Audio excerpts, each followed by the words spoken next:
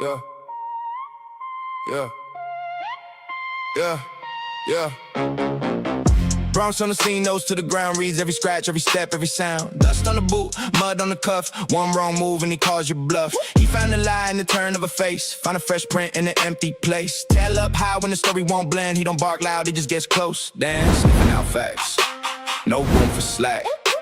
Truth in the crack, now we don't look back.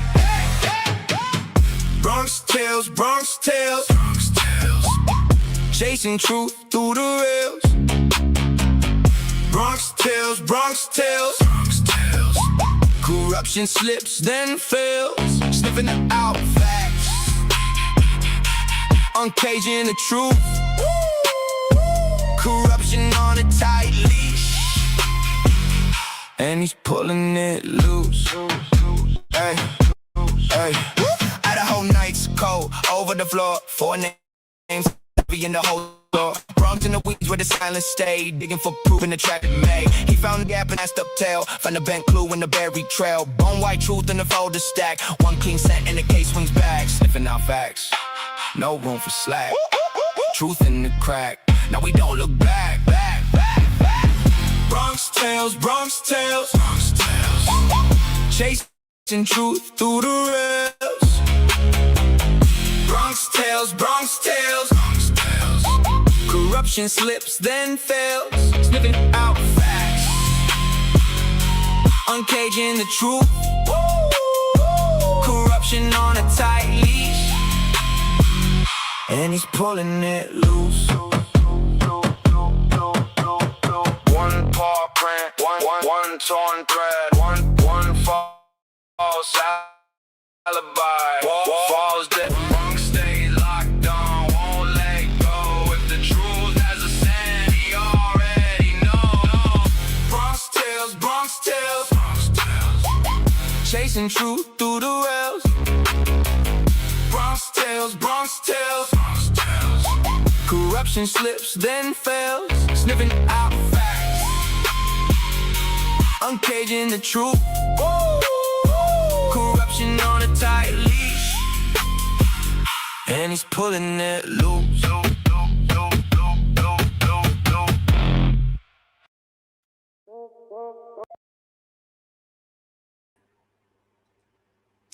Hello, everybody. Hello, Julez. Hey. Good to see you. How are you today? I'm good. How have you been doing? Good. What is the weather like by you? It's bad, right? It's hot. Oh, I need to do my yard desperately, but I don't want to have a heat stroke. Yeah, exactly. I was walking Bronx earlier today, and I'm like, we got to go in. You're going to have to learn to pee inside now because this is too hot. No, there's people that potty train their dogs to use the toilet. Inside? Yes, girl. Oh, I've seen the little grass things. They teach them to use the toilet. And some of the dogs even know how to like flush. Oh, the toilet. Yes, the toilet. No way. I'm going to have to look it up on YouTube. It cracks me up every time. Yeah. Big dogs, little dogs, cats too. I've seen cats. I've seen a cat do it, but not a dang dog. Yeah. Oh my gosh. You make your life so easy, bro. No kidding. Bronx, you're going to have to get a little smarter over here, dude. I'm going to need you to pee in the dang toilet. Mm-hmm. Yeah, it's hot and nasty. I prefer the cold now rather than the heat. The older you get, the worse it is. Ugh, it's gross. Yeah, it makes it impossible to want to be outside. Yeah, no kidding.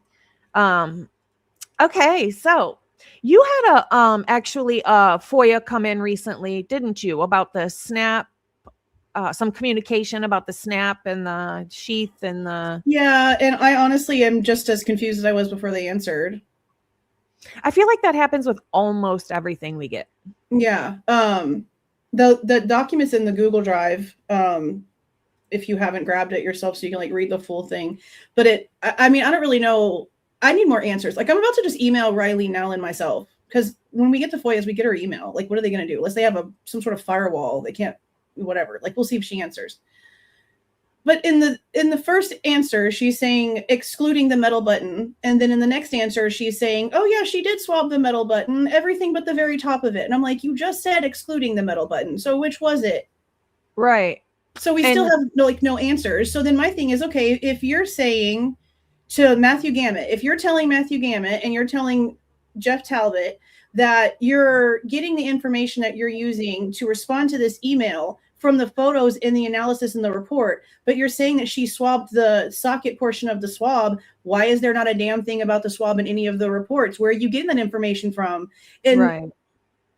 like, I don't know how they can just submit this information and know that like we're not going to call out the inconsistencies. This isn't answering anything. Right. And I think you had pointed it out on your live as well, that it's like, we know there's more to this conversation. Like, why can't we just get the rest of it? Like, why are you hiding everything still? Yeah. And he was like, oh, it could have been a call that initiated it. And I'm like, well, I need to find out. So shouldn't you be asking Jeff Talbot for his portion of this conversation and not just Riley Nowlin? So he had me resubmit the request all over again so that this time when it got routed, it didn't route to forensics and it routed to the police department, even though they get submitted the same way. Like he could have just sent it. He could have just sent it over there. Yeah. No, I had to redo it. Well, so does that mean you're at least probably going to get some different or maybe more information from it then? It should be the police side of the conversation, because just because it's not showing up in the forensic lady's computer doesn't mean it's not in the other side. That's why I'm like, maybe they just sent it over to him originally because Riley Nowlin's like the first name that it read, because Jeffrey Talbot's is the second name. But still, like, I don't know why it didn't just instantly send it to both sides instead of having me play all these games. Yeah. But I also submitted a request for that handwritten report where it says the knife was on the floor, the knife sheath was on the floor. You know, yeah. ISP was like, oh, we don't have any responsive records. Everything we sent over was to Moscow, which is what they always tell me. Well, Moscow responded and had me pay a little like $8 deposit last night. So I should be getting something. Oh, that's going to be a good one. Because I was like, all he showed me was this corner. Like all they're showing is a corner. It literally is handwritten where it says sheath on floor, but he's saying it's Jeff Talbot that wrote it, but he's not showing us this. Like I was very detailed, even sent in an attachment. This is what it looks like. This is what he's showing everyone. Where is it? So we'll see. Yeah. We'll see. Oh, I hope we get something a little bit more definitive so we know. Was it the dang floor or was it on the bed? Yeah, because Talbot's written report for ISP says on the bed. So if he's handwriting it on the floor, but then typing it out on the bed, what is he using to reference his report that he's writing on the bed for? It's the same thing with Mitch Noons. When you go in and you read the handwritten notes that we got, well, I only paid a duplicate fee for those, meaning somebody else had those notes before I did. I don't know who though. But in the notes, he has them correct. He has Anna with Ethan. He has Maddie with Kaylee. But then he goes back and he writes the original search warrant for that day. And he instantly, in his original search warrant, gets them backwards. So I'm like, why did you write notes if you weren't going to look at your notes? Like, what are you doing? Like, you not paying attention to what you already had caused more problems. And now we have the search warrant for the original day of and his report have them backwards. And then I noticed also he did not reference in his report that the search warrant was also backwards. He just said, oh, I had it wrong at first and now here is it right. You're not referencing what you got wrong in order to fix it. There's no amendments, no nothing. It's so sloppy. It is sloppy. And I feel like they do the same thing when they're writing reports based on their body-worn camera stuff too. You have the camera. Look at what happened. Exactly. Write it correctly. Like we had to mix up with Eric Warner and Noons. I can't remember the exact like specifics, but we did a whole live over it because we were going over the reports to do comparisons, and something was in Noons' report that was actually something that Eric Warner did. There was just some backwards stuff. Yeah, it's like backwards stuff. I'm like, don't y'all look? What's the point of it? Especially something so serious. I could understand if it was like somebody stole a bike and you got whatever wrong, but this is a big deal. Yeah, this is a national case. So speaking of this case and what happened to the 4 victims, I know that you went, actually, I'll tell you a little story. I know you were going over the autopsy reports when they came out because I was listening to you while I was laying in bed and I was like, she's reading them. That's great. Like, but I was like, there's going to be so many people that just don't have a clue what much, a lot of this means. A lot of it, I didn't know what it meant. Yeah. Then you start Googling like every other word. But so I got out of bed and I stayed up the whole night and I made pictures for it. Cause I was like, we need this. People need to see what this looks like. It's more impactful. It's, shows everybody for the most part, it doesn't show like the swelling that you would see under the wounds that make a face unrecognizable and stuff like that. But for the most part, it's pretty accurate as far as what the wounds look like from the description, the weapons used, things like that. So when you went over the autopsy report, what do you think for you was the biggest thing that was either, so upsetting or something that surprised you or anything along those lines? Well, I know I made mention of, like, in my live at the end, I was like, I'm kind of surprised about how shallow some of these wounds are. Very surface level for it being such a big weapon, like for what they want us to believe that it was used, such a big weapon. And it's not like it's just like on Xana and she's like maybe barely getting sliced as she's running, which is what they're wanting us to believe. It's on Maddie and Xana. I mean, Maddie and Kaylee too, which is all very, very like up close and personal. Just these very like little shallow wounds. I found that really odd. But I think the biggest thing to me was Ethan's legs. At least that's like what's coming to my mind right now. Because these like gouges were like the whole width of his leg. Yeah. Like a freaking shark just took a chunk. And then you can definitely tell from the descriptions there's 2 weapons used just on his leg. Oh yeah. Yep. Absolutely. That's crazy. Yep. That says a lot. Like somebody was holding him down when somebody else was doing something. I mean, you can just envision all kinds of stuff. Yeah, I'm actually picturing him trying to kick at the people. So, he's got a leg in the air or 2 legs in the air, simultaneously while he's trying to kick. And that's how they're getting behind his leg. That's what I picture him. Very possible, especially with how moved away the bed was, because for the blood to have gotten where it was on the wood underneath the mattress, there was a lot of movement happening to move the bed and the mattress that much off of its like original track for sure. Oh yeah. Yeah. I didn't even think about the bed being way off of where it should have been, because there was a lot of blood that was right there from his neck and stuff. And the arterial. I mean, not just like it's more like it was like it would have had to have been tucked under the mattress with the way that especially the big chunk of hair, like the hair blood that was right there on the board. That was like, sorry, that's probably loud. Yeah, that was telling to me, because it's just like, dang, that's a lot. It's a lot of blood. It's a lot of hair. And that's been sitting there for like a minute. So this had to have happened at the time. Not like moving or opposing or anything. It was just a lot of pulling, a lot. It was bad. Yeah, it was really bad. I'm glad with the autopsy reports that some of these rumors were put to bed about Ethan having his parts cut off, which I knew it didn't happen, because in the little bit of reports we got before, it said they took a penis swab of him, and they wouldn't have said that if it wasn't attached to him. They would have said some sort of appendage or something. But yeah, well, it wasn't just that. There was another rumor. There's a psychic that got really involved in this case early on before there was an arrest. And to this day, she still swears that Kohberger took a piece of Kaylee and like buried it somewhere in like a bloody jar. And so at least now we know that she didn't have any, pieces missing either, because she has kept on with that for like 3.5 years now. I've never even heard that. Yeah, it's been a thing.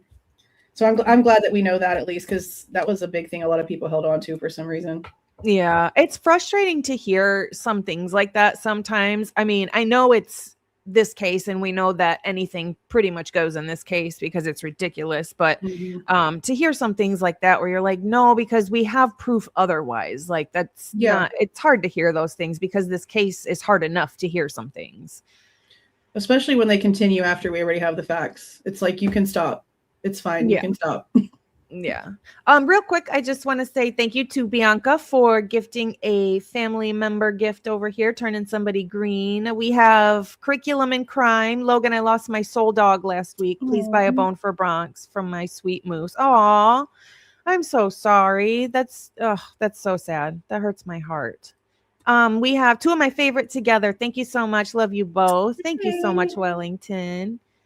We have Bianca, who gifted another family member, and Labs, 10 Bronx Tales True Crime memberships. Thank you so much. That's so sweet and generous.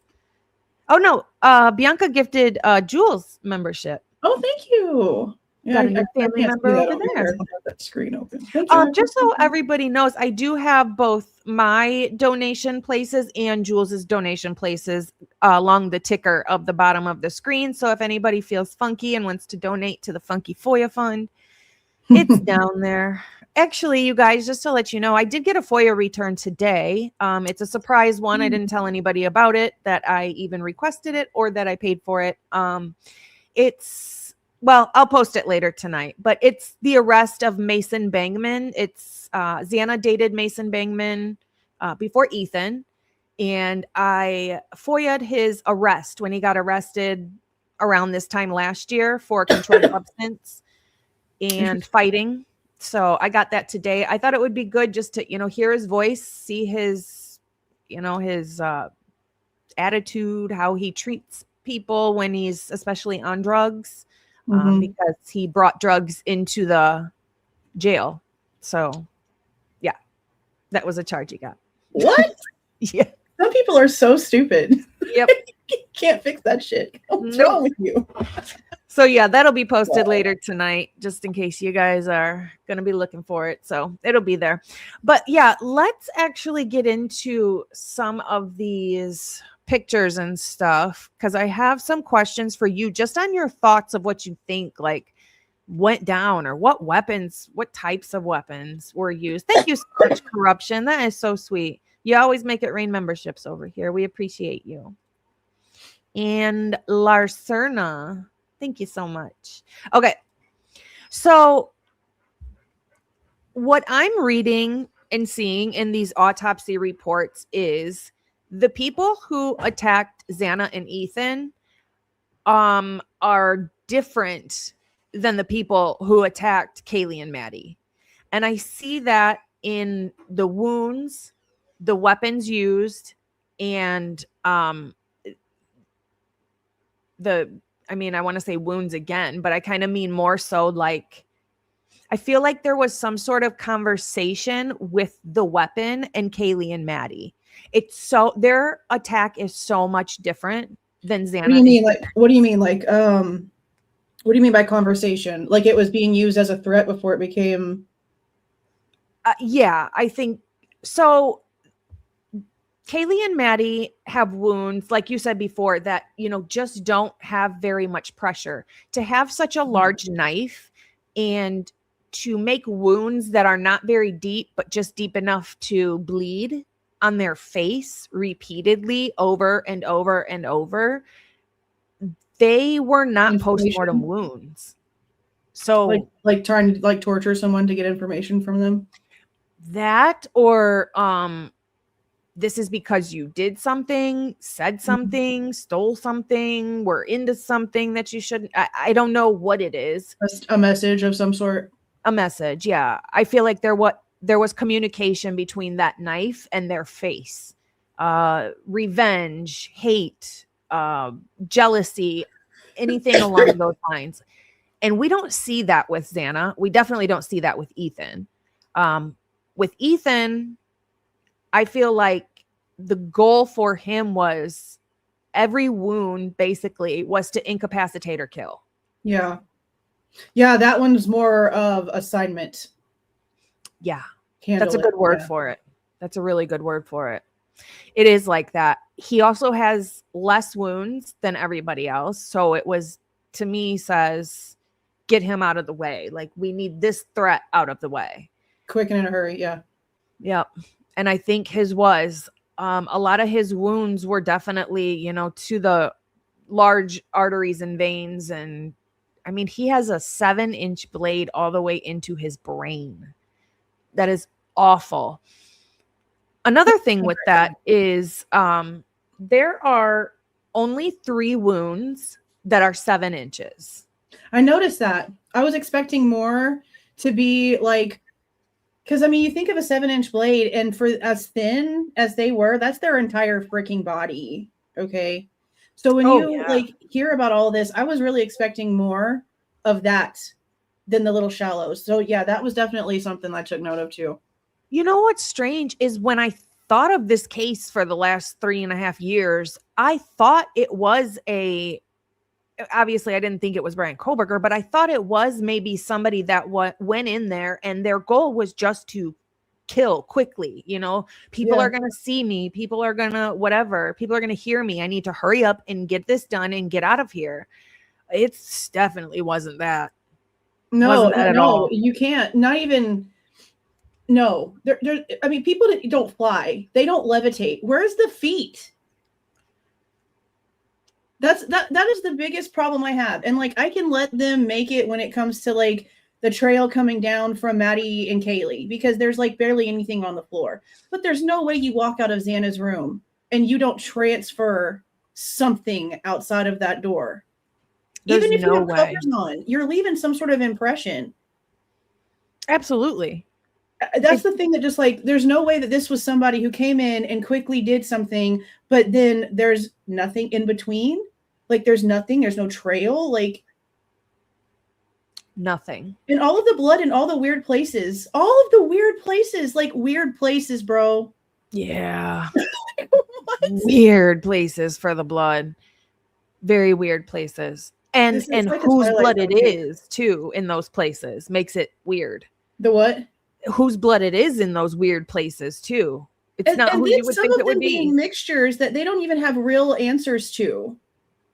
No. Like even the ones where they're saying that it's Maddie and Kaylee's the primary, they're saying that Maddie is the potential contributor to the secondary. They don't know.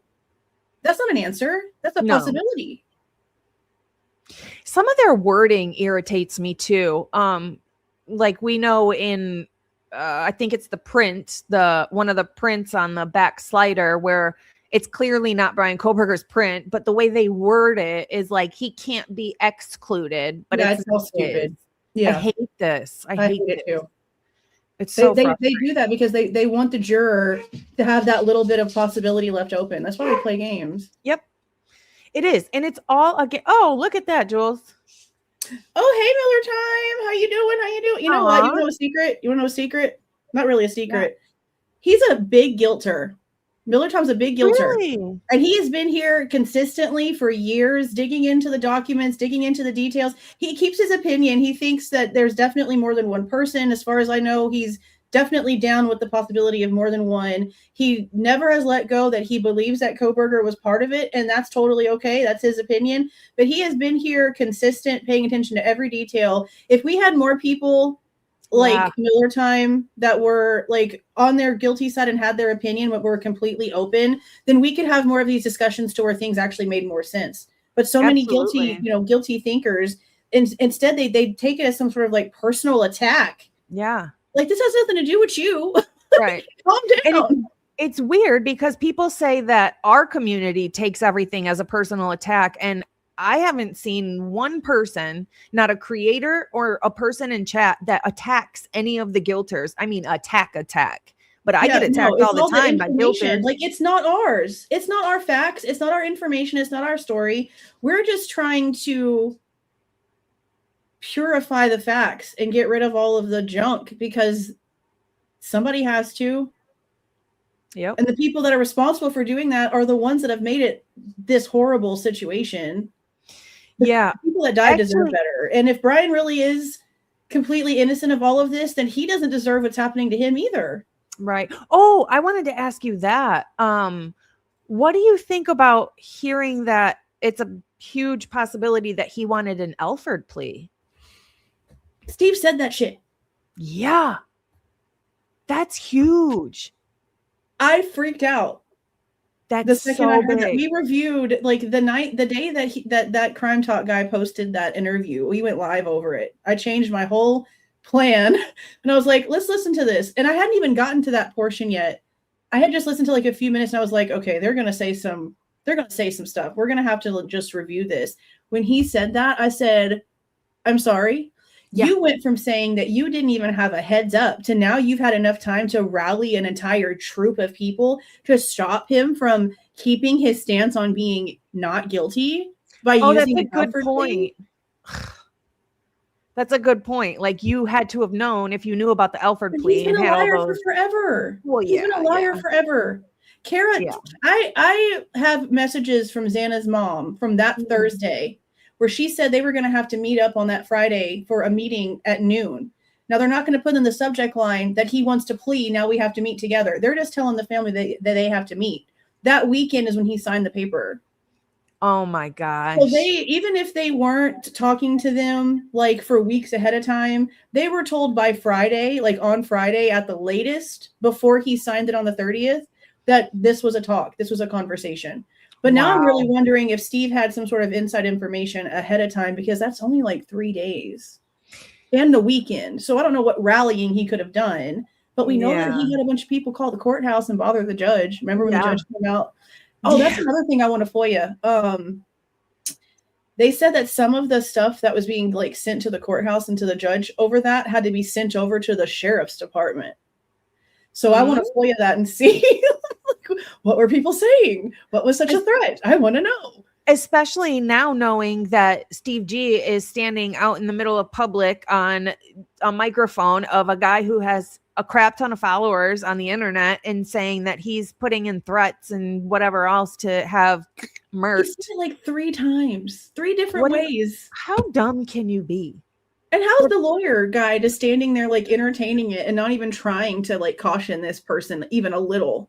And he was even kind of trying to hype Steve up about that particularly. Like, what are you doing? Views. He's not anyone who cares.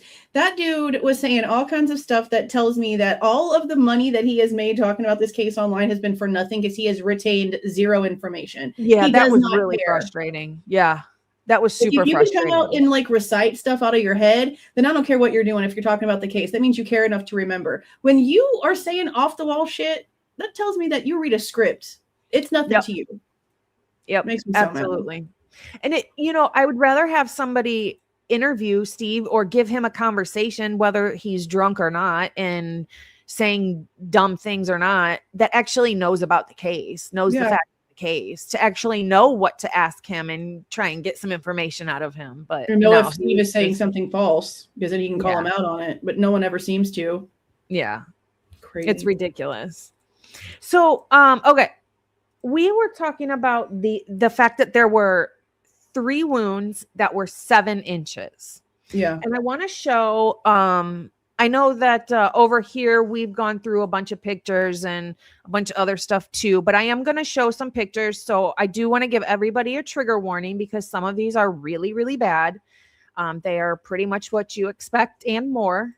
Yeah. But, so I'm going to show pictures, trigger warning. I want to point out specifically the 3 wounds that are 7 inches. But after we do this, I want to say something else about them, because it's very important. So the first wound we have is, that's Anna's. Let me get to the right page. All right.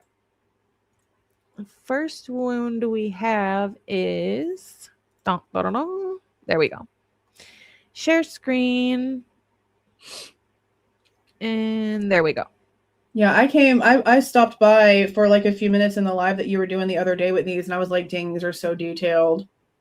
There are some that are extremely realistic, especially Kaylee's 2 wounds, her teeth, her tongue, I mean, there's a lot about Kaylee that's really realistic. When it came to Maddie's, I didn't recreate the same one that looks realistic. I just did like more of like a medical illustration type, because I was like, you guys saw the first one, they're identical. So I was hoping not to get kicked off YouTube by showing some of these. So I was trying to play it safe. But okay, so this is Ethan's very first wound in the autopsy report. This is his head and neck wound. And this wound goes 7 inches into his skull. That's crazy. 7 inches. So what kind of strength do you have to pop a blade through the skull right there? How thick is the skull right there? I wondered that. I wondered how much. Actually, I'm going to Google it. Because I know that it's like a little bit different depending on what, curvature of the skull is. And I know that's going towards the temple where it gets a little bit thinner, but like, come on. Like, damn. It that's says like straight in. Stabbing through a living human skull requires an immense full body physical exertion that generates roughly 1,000 to 1,500 newtons, which is 225 to 337 pounds of force, depending entirely on the weapon's sharpness and the entry location. That's a lot of pressure. Holy crap. Almost 350 pounds of pressure. That's like a you'd lot. have to come at him with that in order to break through. Yeah. Oh my God. This wound is a 7-inch wound into the skull. Then we have, and this at first confused me. I was like, okay, we've got 3 different people with a 7-inch wound. So I was like, well, then that means one person made the wounds on 3 different people. Not true, though. The next one is Kaylee's number 11 wound. Let me find it. Kaylee's number 11 torso wound. Okay, here it is. It's so crazy. I'm really glad that you did these because, like, the ones that I had done for that list before, they were just like little, like drawing type things with like arrows. Like these are so much better. I figured it was really important to let people see. So her number 11 wound is this one all the way on the right. And look how far in it goes down here. Oh my God. Let me see if I can blow it up a little bit more. Oh, wrong one. That's ridiculous. Holy shit. And what a strange angle too. Like the person would have had to have been like literally right on top of her. Oh, did it just change? It changed. Yeah, it changed. Oh no.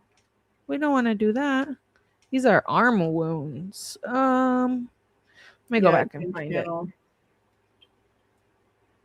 I use Canva. Do you? Yeah, I love Canva. I've been using it. Yeah, I do too. It's so easy. Where did her 11 torso wound? There it is. I was trying to get it to zoom in more, but you might have to do it. You might have to. Okay, stop. Go back up to the thingy and just like magnify this page. See where down there where it says 29%. Just use the slider at the bottom and just make the whole thing giant. Yeah, like that. Oh, there we go. Okay, that's better. Because I think it was playing your presentation the other way, so it wasn't. That makes sense. It is so big. Holy shit. This one is. God. Yeah. So it went through the right lung, the lower lobe, the right diaphragmatic leaflet, and the liver. The thing is in Xana's room, we see really, really dark black blood over in between the bed and the nightstand. Yeah. And on the nightstand, that's blood from the liver. So that was one of her really deep, awful, probably one of her last wounds. But we don't see that with Kaylee. We don't see the super black. I mean, I know it was blurred out and stuff, but yeah, I mean, it could have just been on the bed and we didn't get to see it. Yeah, I suppose I can't. I'm trying to go. I don't think we had any pictures that actually showed any of Kaylee's blood except for like the stuff on the wall, obviously. But then the pillow, like I think that's pretty much all they showed us. That's true. It wasn't. Oh, that's so freaking bad, bro. But I mean, it explains like why there was so much underneath her. Yeah. Oof. Okay, and then I guess I should slide out. So this is the third wound, and it's of Kaylee's, like basically all the way through, her rib, her lung, her liver. Then we have Xana's number 4 of the torso. These are head and neck. Wounds of the torso. 4 of the okay, let me unshare this one and stop it, and then I'll share Santa's.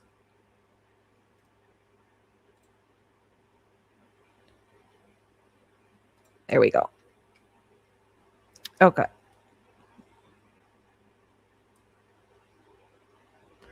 This is Xana's number 4 wound. So we have Ethan, Kaylee, and Xana, all 3 with 7-inch wounds. Each of them are definitely to kill and not to torture or wound or anything. Now, here's the difference between them, though, which I find very, very interesting. Okay. All 3 of them, nope, 2. So 2 of them, so Kaylee's and Xana, are rounded on both ends of the wound. Like a dagger. Yes. Okay. But Ethan's is square on one end and sharp on the other. Different So weapon. a single sharp edge rather than 2 Double. sharp edges. Yeah. Totally different weapon. But same type of wound. Okay. So from this, I get that there was at least 2 different very large weapons. Mm-hmm. Yeah, different 2 different large blades. Yeah. Yep, absolutely. So, because I'm sitting here thinking, like, dang, did one person come in and make all 3 of these large wounds? You know, obviously, one person would make other wounds and stuff, but no, this shows that it was 2 completely different weapons. So I'm assuming different people probably as well. What I find interesting, they're in, well, I know Ethan's is in his head, but for Kaylee and Xana, they're similar places. What I find interesting is when Xana initially got attacked, I believe she was attacked by a left-handed person because all of her initial wounds are all like right here, Mm-hmm. and they're on her right side. Yeah. So meaning a person would be left-handed that's attacking her initially. And that is like right. I believe that Xana and Ethan's door was shut. And I think somebody knocked on that door. And that's why Xana got up and opened it, because she probably knew who it was. She probably said, "Who is it?" And probably knew who it was. Yeah, because I don't feel like the way that they're describing the way that Ethan was laying when he got like his first wound, like he was like in a I need to be in a defensive mode type stance. He was like real relaxed. Yeah. Yep. I still find it strange that he had white socks on and didn't have a drop on them. I find it strange he had socks on when he was naked. Like, why do you have socks on? Yeah, that is weird. That would feel really weird. I mean, I did say this the first time we read that. Like, my ex-husband had a sock OCD. Like, he always had to have socks on. So I don't know Really? if he had a sock thing. Yeah, like he probably changed his socks 6 or 7 times a day. He always had to have. It was a thing. So I'm not good. I mean, it's been like 20 years since we were married, but I'm sure there was instances where after whatever he just would have socks on. So maybe Ethan has a thing with socks. I don't know, but I do find it strange that they're clean. It doesn't look like he had them on with shoes at all. They never said or pointed to anybody taking a shower or anything like that after they got home. So why are his socks so freaking clean? Why are they so pristinely clean? And like for them to say that the pristinely clean socks means that he never left that bed. No, it doesn't. Those socks could have been put on his feet after he was dead and placed in that bed. We don't really, well, obviously there's like blood and stuff everywhere, but that doesn't mean that that's where the attack started, especially since his undiluted blood is on the little half wall. Like there's really no telling. They could have put those socks on after. They're assuming things, which I mean, that's really all they really can do. They're expert assumers. That's all they are. Yep. There are wounds. They're on Xana. They're only on Xana. And I want to show them to you and see what you think. Where's Xana's? Oh, we're on Xana's. They are. I'm going to add this back to the stage, but I'm going to have to find them because I don't remember which ones they are. This one is one of them. So this one is a puncture wound. It's to her back shoulder. Now, this is actually zoomed in as far as just to show us what it looks like But this wound is actually 1/8 of an inch in diameter. So that is about the same size as like a metal hanger or pen, like the tip of a pen. It's actually very small. So maybe like the metal handle of a hair dye brush. Oh yeah, it could be. I have one in my bathroom. Do you want me to grab it? Yeah, if you want to. Just so I can try to see if it's like the same width. Okay, hold Yeah. on. I'm gonna find the other picture while she grabs it.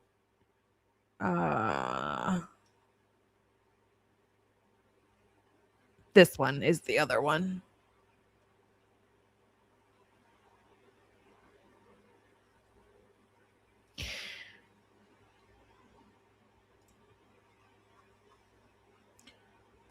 RC. Hey, Jules and Logan. Could any of the injuries not be from a knife, but a tool? Yes, Definitely. absolutely. Wasn't there a carpenter during work pre 11/13/22? Also, maybe Ethan had tools. His parents owned that timber mining business. Huh. But yeah, definitely. I think there's something that's not an actual knife. Yeah, see, Yeah, it's like thin like and it's that. pointy. Like Just it's real like sharp that. at the end. So Yep. so not as thick as an ice pick, thinner like this. Okay. Yep. It'd be thin like that. So I'm thinking, Okay. well, did she fall into something? Like maybe there was Oh, a metal maybe. hanger on the floor or something. I scoured her room and I couldn't find anything. Nothing. And then I noticed there's 2 more right here on her arm. So I thought, well, maybe that one could be, you know, from the hilt of the knife, but no, it's not. Because No, that wouldn't make sense either. Yeah, what in the world is that? this isn't deep enough for the hilt of the knife to be there. So I'm like, I think these 2 punctures are the same punctures as Xana's back, which also might be the same punctures as Kaylee's face. I wonder what the hell that could have been. I have no idea. Because that's definitely odd. I mean, I don't know what you would even like. I mean, there's several different things, I guess, that could make that little bitty puncture, but it is very strange, especially around a knife wound. Like right next to the knife wound is odd. Yeah, it's an odd area. It's an odd wound. They're all about the same. Like, I think they're from the same, whatever it is. I just don't have a clue what it could be from. And this. And if the one on her back is like by itself, did it have another wound next to it? So it has, I'll go back to Xana's real quick. It has these weird striation marks.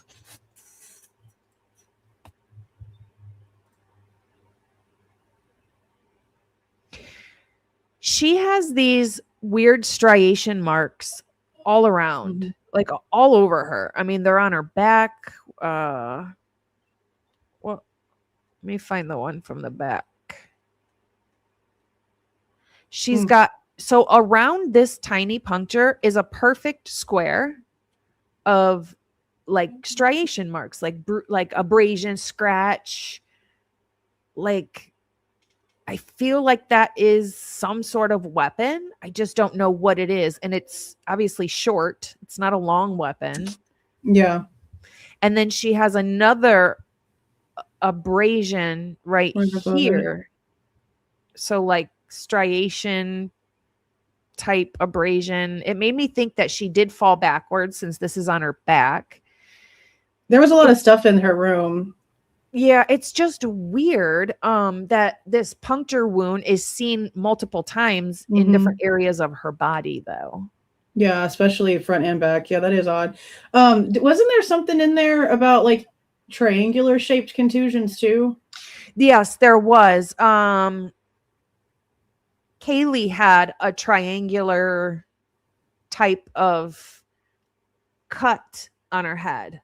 Okay, so it wasn't like a small thing like the circles. It was different. Okay. Yeah, it was different. And I want to say that that was probably just made from entering close to the same area over and over. Probably, yeah. You know, kind of made like a triangle type thing. But I want to show you Kaylee's face. and see if you think if it is the same little poking thing, whatever's poking here. So if you see, this is what it. That's so crazy. It's like someone just like went nuts on her cheek. Yeah. Mm-mm. So That's the wild. outside has like a scratch, like a linear scratch. But when you look further into the skin, it's actually going down. Let me see if I know it's got the depth on here somewhere.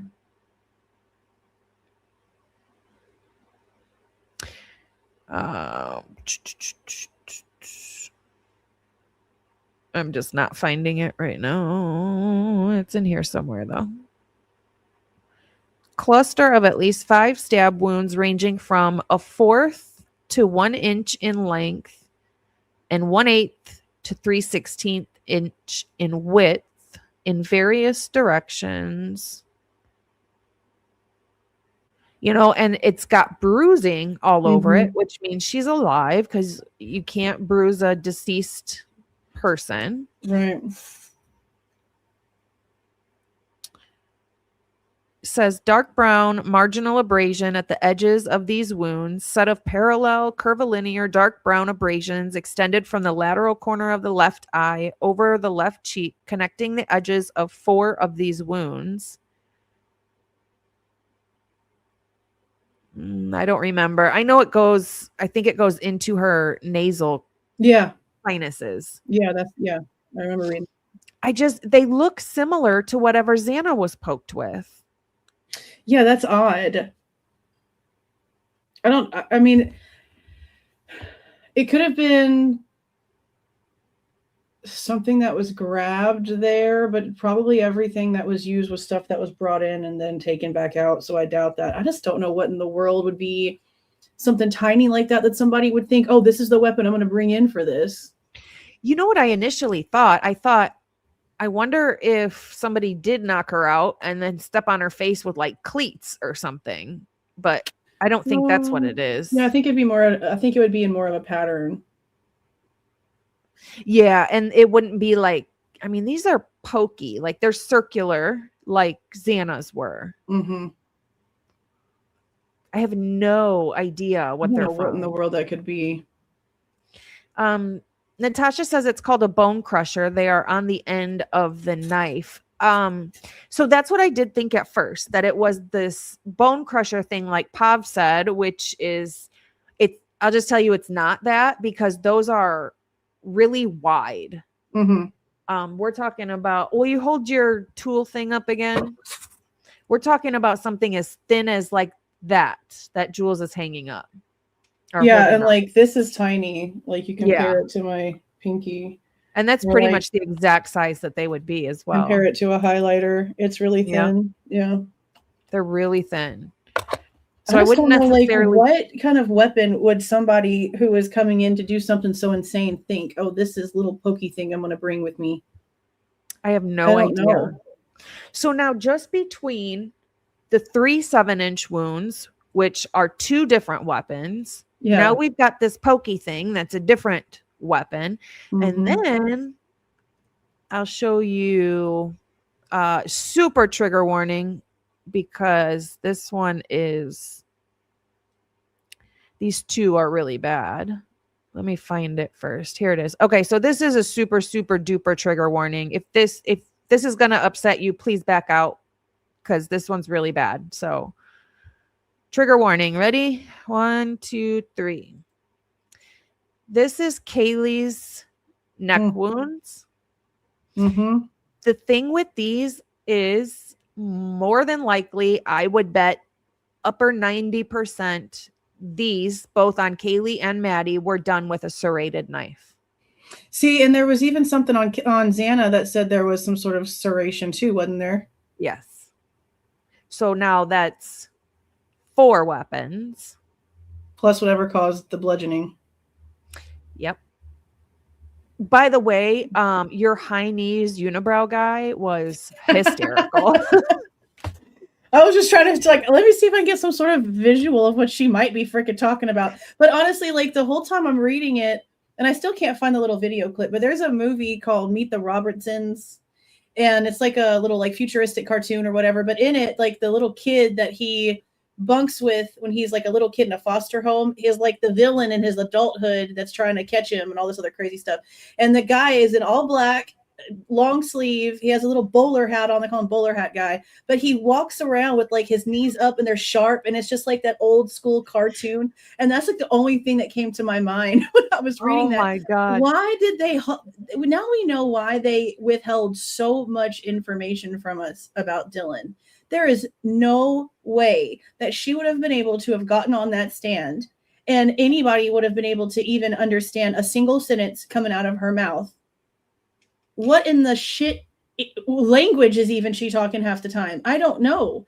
I have no idea. Chinese. Colin says, I think they need to look in the kitchen utensils and see what's missing. And I think that's actually a pretty good idea. Mm-hmm. But no, you're absolutely right. And I can't understand why Erin Williamson interviewed her when she's like a child psychology FBI person. An adolescent forensic interviewer. Yes, ma'am. What? Like, I don't. Were they just trying a different angle? Student. I mean, maybe they just. The thing that I think happened here is she is really good at manipulating the people around her. So good that they felt that she was too immature for a regular interviewer, and they felt like she had such a low mentality rate that they needed to bring in a child interviewer. That's an insult. Absolutely. I mean, could it possibly be the fact that she said, I think Murphy was going out and the guy was either higher or lower than me? You mean taller or shorter? Yeah, she has like, but it's all an act. Like, I know it's an act because she's still out there partying, drinking with all these friends, hanging out with people all the time, going to these parties, drinking on camera. Nothing's changed in her life. She's six figures richer, but nothing's changed in her life. Yep. And like, how do you hear someone say the kind of shit like, I know that I know when it's a dream and I can control my dreams, but since I know it's a dream, I just let whatever the person's going to do to me happen because I know that it's not real. Talking about getting kidnapped and like chased and killed and stuff in your dream. So you're admitting that you can control it. You can stop the murdery stuff happening, but you just let it happen because you know that it's not real. Like, you sick weirdo. Why do you want to experience that? Yeah, not only why would you want to experience that, because yes, that's really strange, but what kind of psychopath can control their dreams like that?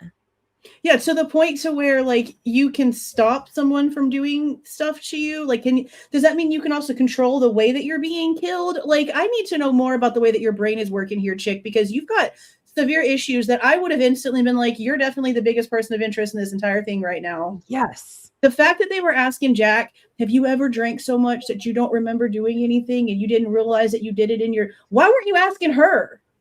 Absolutely. Because not only that, she was sober acting this way. Yes. That's what's crazy. I just don't, all the agencies, Moscow ISP and FBI, just allowed her to do this. Never called her on her inconsistencies. And if they did, it was for all of 30 seconds and then they moved on. Yep. I don't get it. I mean, somebody had an inkling because they were like, do you know the codes to any of their phones? So somebody was onto it a little bit, but for the most part, everyone was just like, okay. Yeah.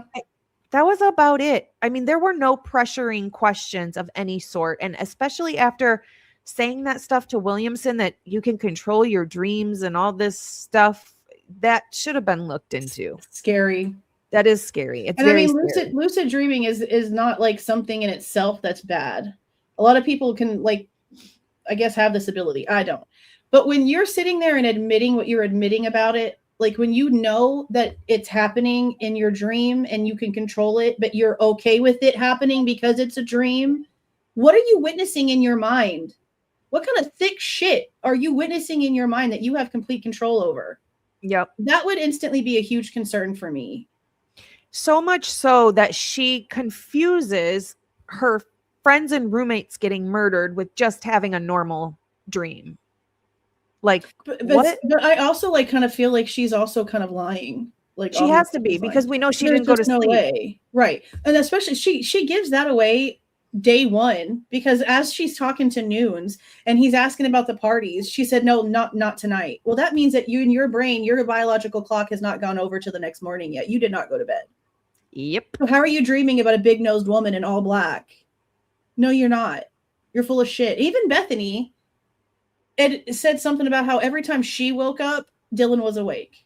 So even if Bethany is really just some, I don't even know, just airhead and doesn't know what's going on, she's at least admitting every time she was awake, so was Dylan.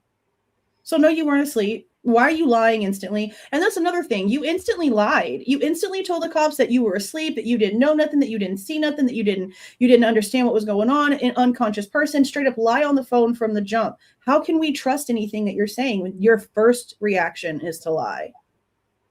You didn't have to lie. She says, I feel like she says two specific things on purpose. She mentions Kaylee going up and down the stairs, and then she specifically says, I don't know if she made it past the stairs. And I think she was talking about the first floor, like going down to the first floor stairs. Because maybe. Then she says, I thought she went into the bathroom. Well, now you've just explained away where Kaylee's blood was on the stairs going down to the first floor, and probably was Kaylee's blood in the bathroom on the second floor. See that, and the whole thing with the second floor bathroom, there's something about that whole area right there, because when Lakeland and her get to the house, they're claiming that they go through the front door and that she has to pee like so bad. You know, she's been drinking. She has to go pee. Oh my God. So instead of going to the bathroom right there in front of your face, the second you walk in the door, you go upstairs and you go to the second floor bathroom and take pictures of your friend's boyfriend's clothes on the floor.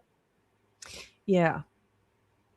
I have no idea. And Dylan also, like, you can't tell if the noise is coming from the bathroom. Like, I just don't know why there's so much concentration on this second floor bathroom. But there's also an Alexa in there that no one ever pulled to have anything happen, to see if it might have recorded anything or what was going on. I mean, we also don't know if anybody's phone was connected to it. For all we know, what Dylan was hearing was coming from a speaker and a show was on. Like, we don't know what the hell was going on with her. She's full of shit. She is. She absolutely is. I just don't understand how there are us as YouTubers who all have like day jobs, and our profession is not investigating. We just do it as a hobby on the side. And we have all caught and done a way better job than any of these investigators who it is their full-time job to do it. And it makes me think, are they covering up on purpose? Some of this has to be on purpose. It has to be. There's no way, because it's every covering. That's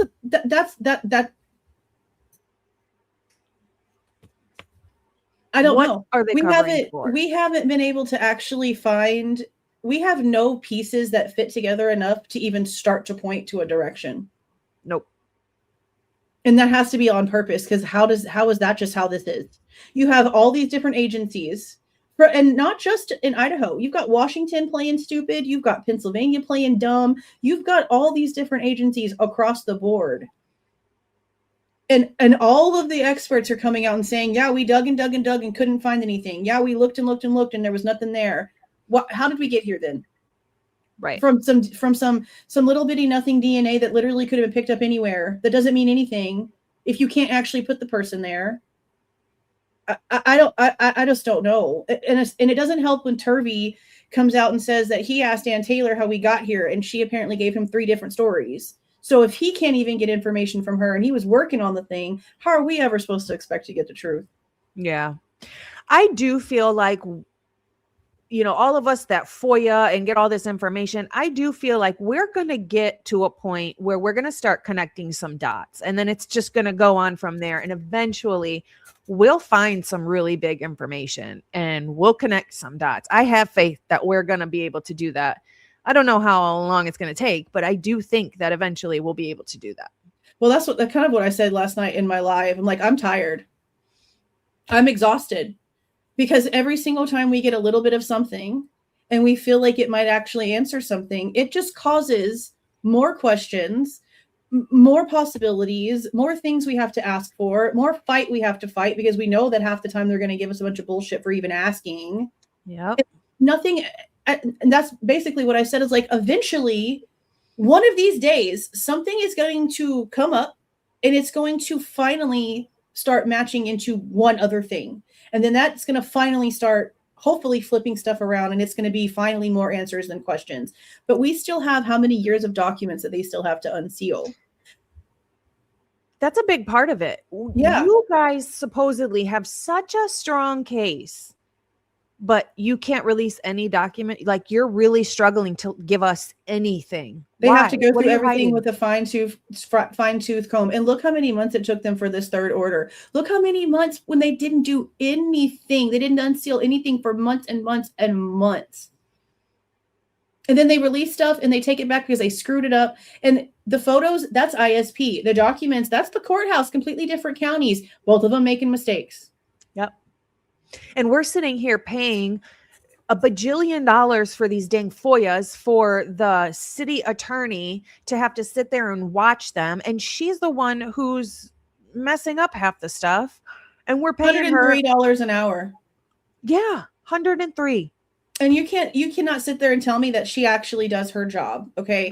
I know no. damn well that for all of the freaking like 12, 13, 14 hours of footage that we paid for, that she let that shit play in the background while she was eating lunch. She didn't pay attention to nothing. She just let it play so she could say she did and count the hours. You know how many mistakes they've made? How many names have we gotten because they put the freaking redactions in places where they don't need to be, but don't redact things they're supposed to? That's proof that she doesn't do her job.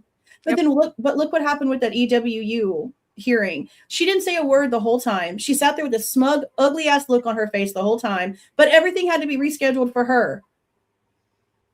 Annoying. Unbelievable. The conversation I had with that woman was such a like IQ dropper, because she honestly had no answers. She has no idea about the protocols. And I'm like, you're literally the last person who checks these. How do you not know the protocols? And I asked, like, who checks all these? Who's the final check before it goes? Who's responsible for making sure that everything is done the way that it's supposed to? Well, I don't really know what they do over there. Your freaking name is on the receipts we've been paying for. What do you mean you don't know? Yep. It's just so stupid. It's strange. You know, for a case that they're trying to hide so much stuff from us, you would think she, of all people, would actually do her job before information gets in her She did not even know who Kohberger was. I have it in a, no, bro, listen to me right now. I think it's still on my channel. I don't think I ever took this down. I still have more I need to post.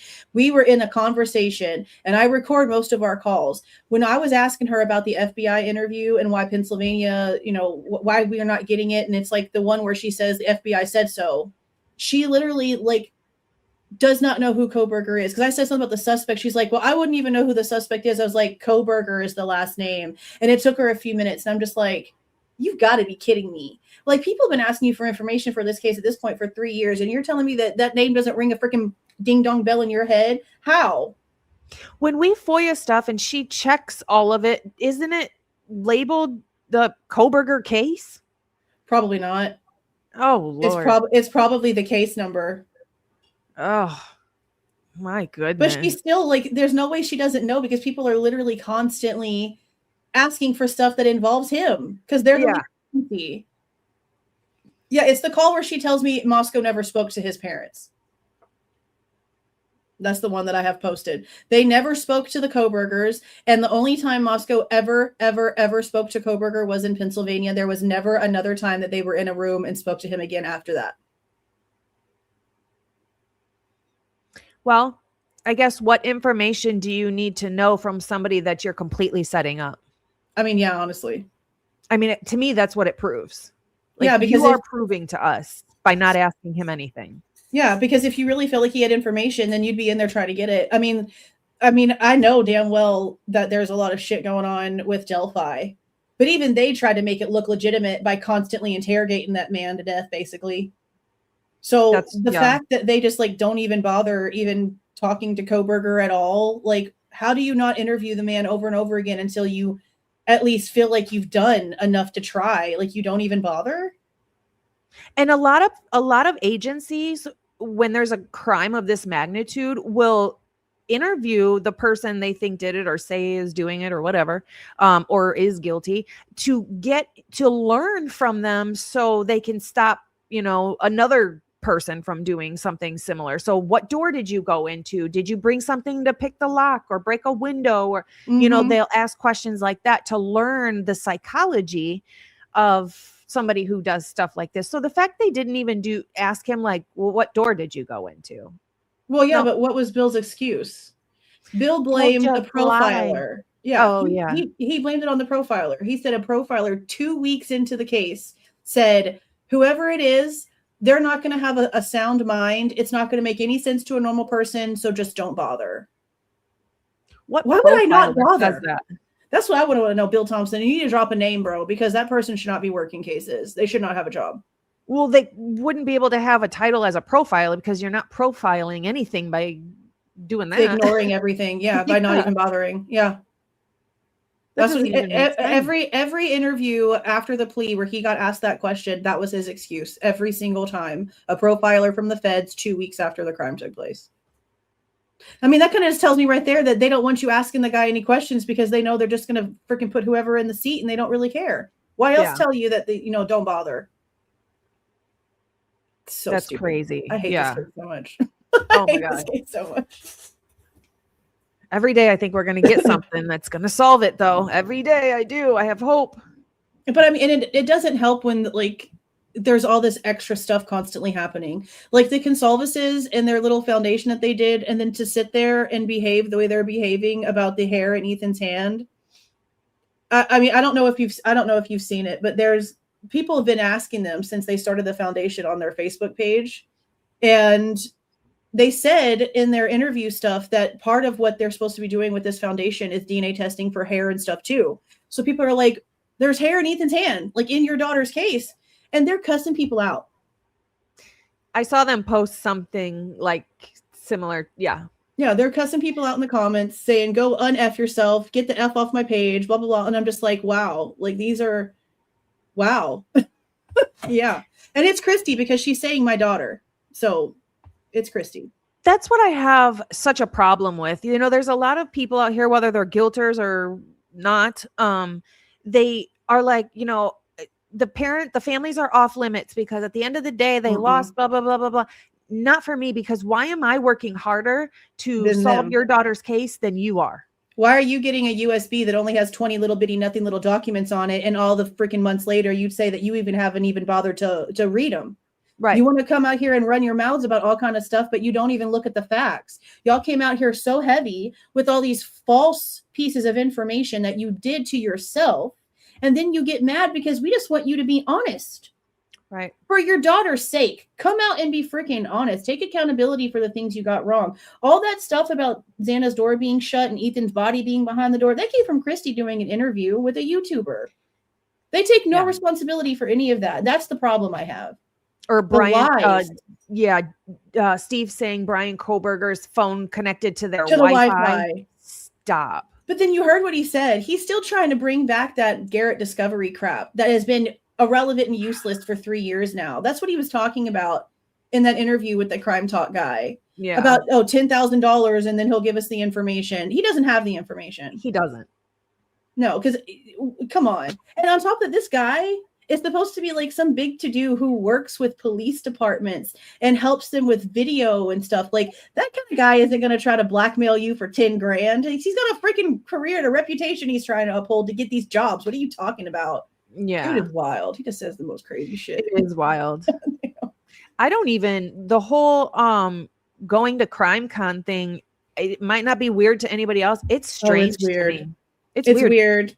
It's Stacey Chapin too. Like all they've done is talk so much shit about YouTubers and people like armchair detectives, and that's literally who founded freaking CrimeCon. If you go to the About Me or whatever, it's armchair detectives.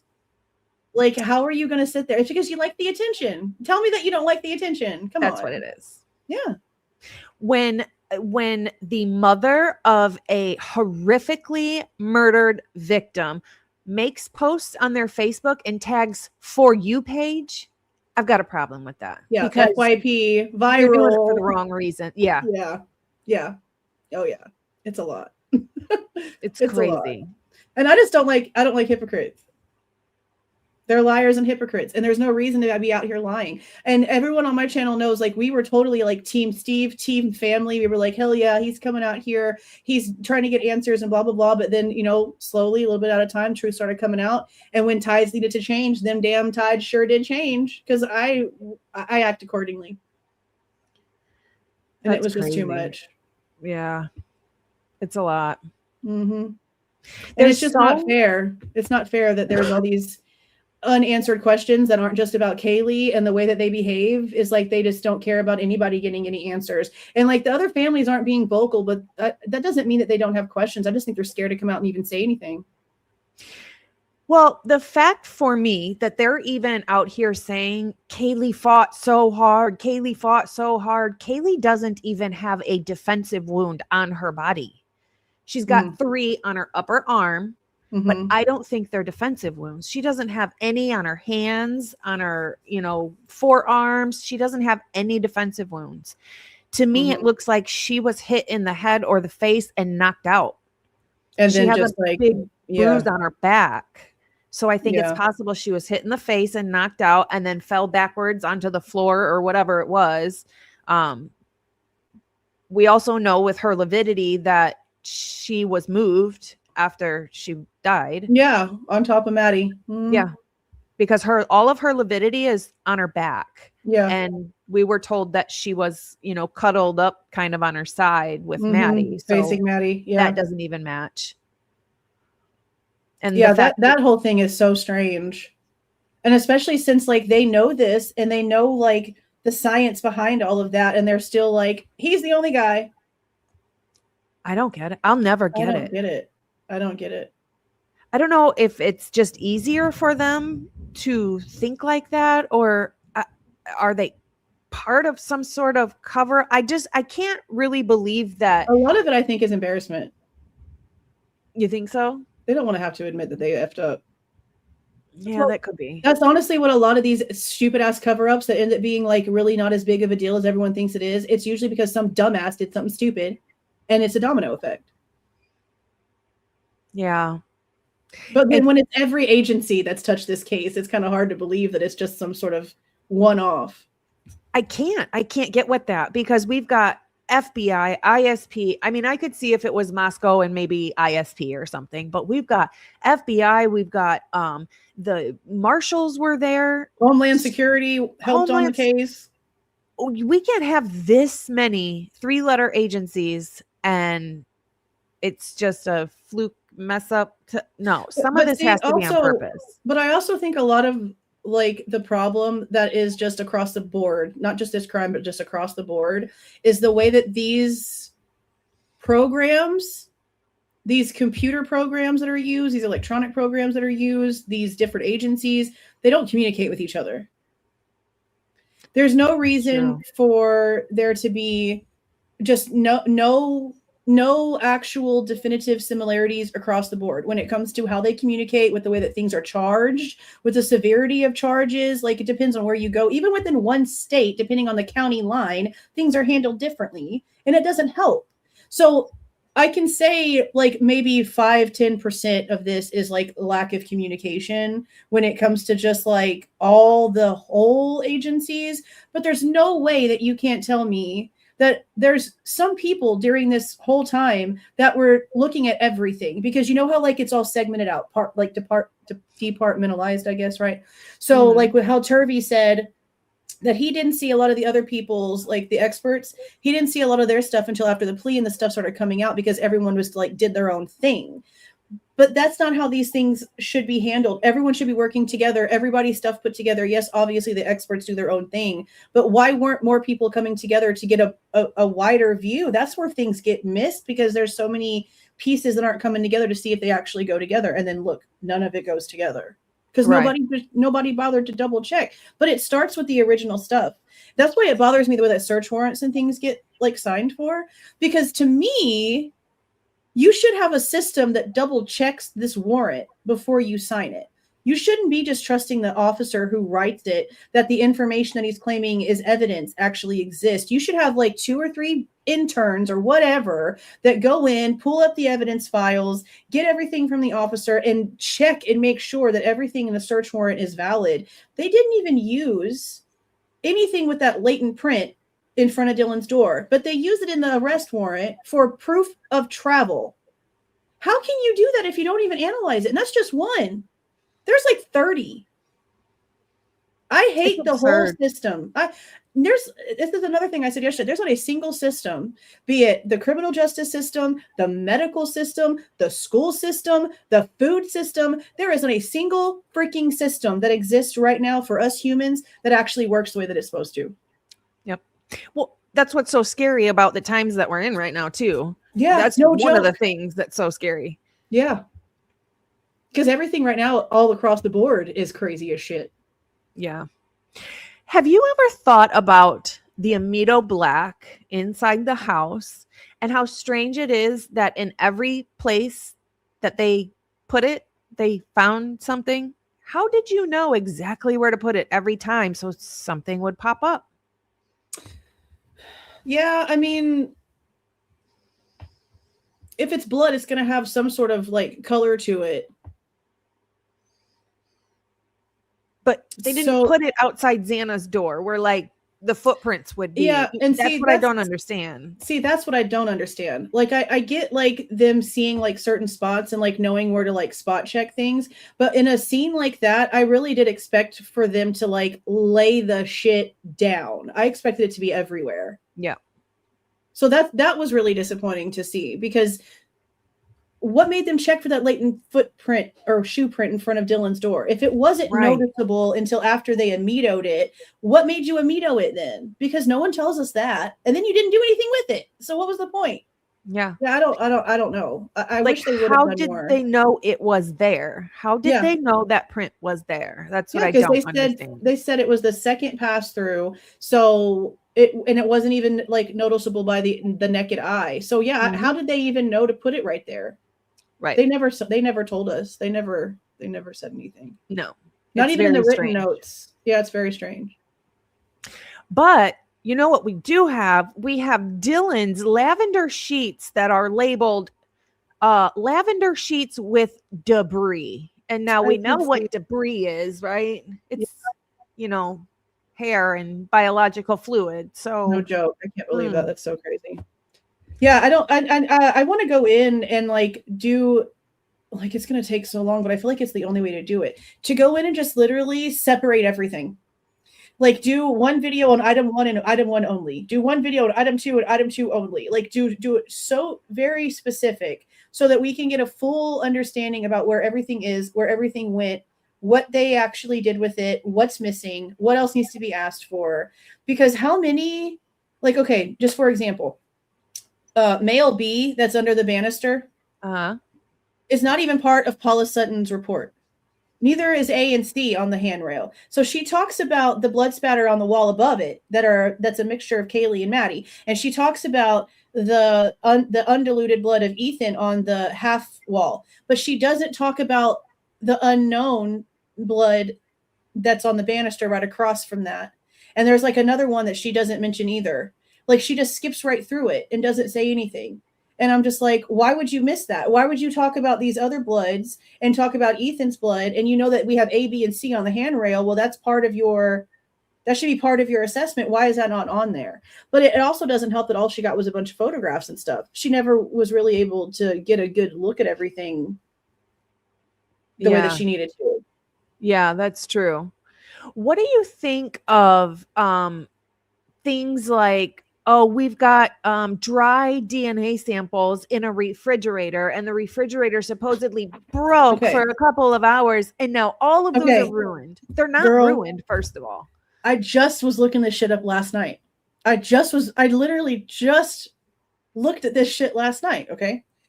So, home dude that was on Custody Queens, that was part of the book thing, is saying that Xana's blood is in the kitchen. So I went to go do my due diligence, and through looking for the number of that swab, it's 1839 on the inventory list on the MPD reports. But also if you go over, like that's the agency exhibit number is 1839, but then it's item 40.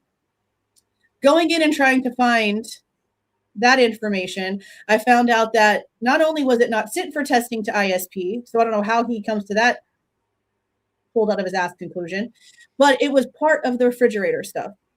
So the refrigerator was all the actual swabs.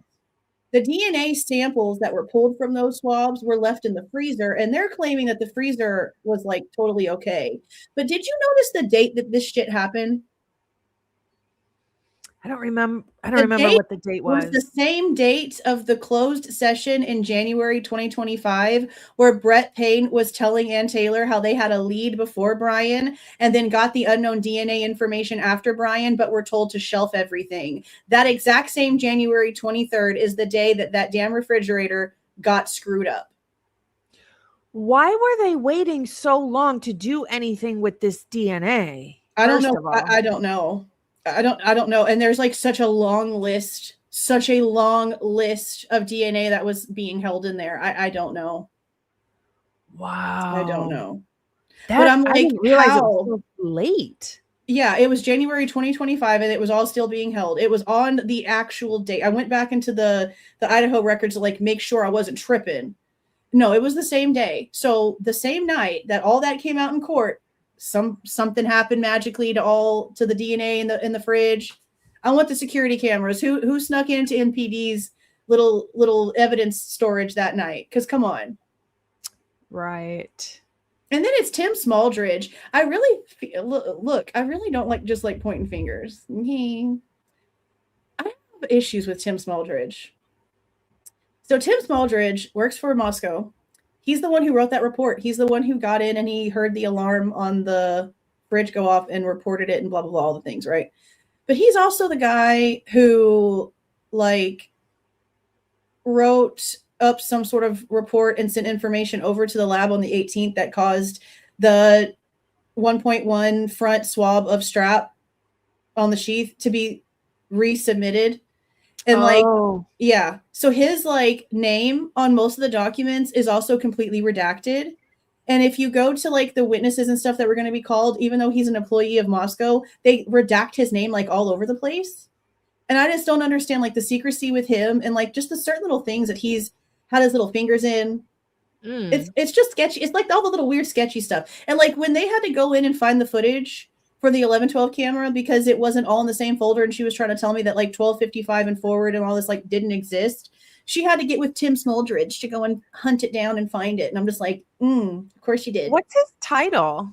He's some sort of forensic analyst guy, evidence analyst. I don't know. He's an evidence guy.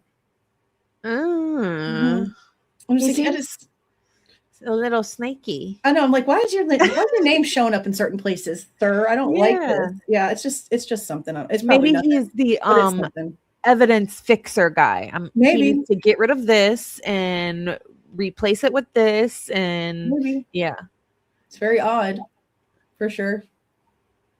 Just crazy. So many things. What do you think of in one of the hearings? Ann Taylor was talking to Payne and asking him questions, and it was about CODIS. That's the closed session, I think. And she was like, you know, how basically in a nutshell, he was like, well, I didn't put anything into CODIS because you can only put one thing in there at a time. And that is not how it works. No, that's the most ridiculous shit I think I've heard come out of his face. But you know, like Scott Green used Payne's incompetence in his book where he wrote like this last chapter real quick in his little book he wrote. His Payne's incompetence is part of the reason why he felt like the university needed to like step in and do more. But then when it came to the IGG lie needing to be told, he gets like Payne gets moved from MPD and gets a position over at the University of Idaho. So you hire the guy that you felt was not doing his job correctly, which is like what you're using for you stepping all over everything. Now he's good enough for you to have work for you? That doesn't make any sense. No, it was like cushy little, that was the negotiation. He didn't want to they knew he had to lie. They knew Payne had to lie, but they knew that they were going to have to do it a certain way. So they got rid of his position as a police officer, and they were just going to deputize him in to tell the lie about the FBI and the genealogy on the stand. And then the fact that he hasn't been working for them since May of 24. Kara told me, Xana's mom told me whenever all this stuff happened, she sent me the emails that they got from the state. And they were even asked the families, like, we don't want this to be public, so don't say anything. Well, I got the email. That's why when he pled guilty and all the shit went crazy, I was like, I'm done with this. Y'all even understand what's been going on behind the scenes that I haven't been able to say a word about? And I threw everything out there. It's like, he hasn't been working for them for months. He was working for the university. They deputized him in so that he could still come in and do all this. So when he was standing up there after the plea in his little suit, acting like he still worked for Moscow, I'm like, what are you doing? You little liar. Like, oh, and you couldn't even say anything. And that must have been horrible holding that in. Yeah, I was like, oh my God, this is so bad. Like, the game. He played a big, huge part. He's playing a part. And the thing that really told me who Payne was in the body cam that Connor put out. I think it was Aaron Morris's body cam where they're like getting ready to move the bodies out. And the first thing that Payne mentions is how, we just got attendance back up. Who gives a shit? Right. What? Why was he so interested? Like, at that point, he worked for Moscow. So why are you worried about attendance at the damn school? Yeah. Right. That's your first statement walking up to the house. You just interviewed people. You just sat for hours in the police department interviewing all of these people, the boyfriend, the friend, all these people. And the first thing you think about is the attendance. Bad look. Bad look. Yeah, that really was. It showed obviously what they care about, which is the money, and that's about it. Yeah. What do you think of? I'm going to try and word this the best I can. So we know that Dylan saves a contact at 3:51:03 in the morning, but it's not. I don't know how to explain this right. I'll do my best. So it's not Dylan actually typing in a name and a phone number. That's not how it was saved. It was saved in the background of like, she must have had, like a handshake with another device, or in a sense to where it saved in the background as like a new. I don't know how that works. What do you mean? I'm trying to explain it the best I can. It's really difficult to explain. So it wasn't like Dylan typed in a name and then saved a contact. If you look at the routing of it, it's more so like maybe the contact was saved because she was communicating with somebody in an app, and it was the first time the phone number had popped in that app, and in an iPhone, it'll like recognize that and not necessarily save it, but put it in its memory bank in the background. But what an iPhone also does is there's in the background, when you get close to, let's say you're walking down the street and there's 4 people sitting outside, your iPhone will notice those 4 devices sitting outside, and they'll be like discoverable networks. I don't like any of this. So you can like connect to them, you can use their their hotspot or whatever it is. So just willy-nilly, like it just automatically, no. If it's turned on, yeah. And usually they come turned on. So what I think happened is Molly McMichael came to the house to deliver this DoorDash or whatever.